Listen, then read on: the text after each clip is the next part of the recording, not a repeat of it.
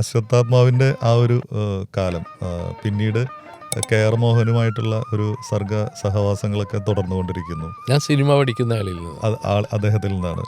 അതിനുശേഷം ഒരു 87-ലാണ് പിന്നീട് സിനിമ ജീവിതത്തിൽ ഒരു വലിയ ലാൻഡ്മാർക്ക് വീണ്ടും സംഭവിക്കുന്നത്. 1987 ഉപ്പ് എന്ന് പറഞ്ഞ ഒരു ചലച്ചിത്രം. ഇന്ന് നോക്കുമ്പോഴും ഒരുപാട് പ്രത്യേകതകളുള്ള കാലാതിവർത്തിയായ ഒരു ചലച്ചിത്രാവിഷ്കാരം എന്ന രീതിയിൽ തന്നെ മലയാള സിനിമയ്ക്ക് എന്നും അഭിമാനിക്കാവുന്ന ഒരു ചലച്ചിത്രം. പവിത്രൻ എന്ന് പറഞ്ഞ ഒരു സംവിധായകന്റെ അദ്ദേഹത്തിന്റെ കരിയറിലെ ഏറ്റവും മികച്ച സിനിമ എന്ന് പറയാവുന്ന ഒരു സിനിമ. അദ്ദേഹം ഇതുപോലെ തന്നെ ഈ കെ.ആർ. മോഹനൻ എന്ന് പറഞ്ഞ സംവിധായകനെ പോലെ തന്നെ വേറിട്ട വഴിയിലൂടെ സഞ്ചരിക്കാൻ ആഗ്രഹിച്ചൊരു ചലച്ചിത്ര പ്രതിഭ. അത്രയും വലിയ ഒരു സിനിമയിലെ നായകനാവുക എന്നുള്ളൊരു ചരിത്ര ദൗത്യമാണ് പിന്നീട് താങ്കളെ കാത്തിരിക്കുന്നത്.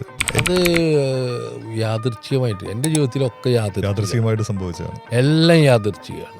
എൻ്റെ ജീവിതത്തിലെ ഒട്ടുമുക്ക വിഷയങ്ങളും, ഞാൻ രാഷ്ട്രീയത്തിൽ വരുന്നതും സിനിമയിൽ അഭിനയിക്കുന്നതും സിനിമാ സംവിധായകനും ഒക്കെ യാദൃച്ഛികമാണ്. അതൊന്നും നമുക്ക് ആലോചിച്ചിട്ട് തീരുമാനിച്ച കാര്യങ്ങളല്ല.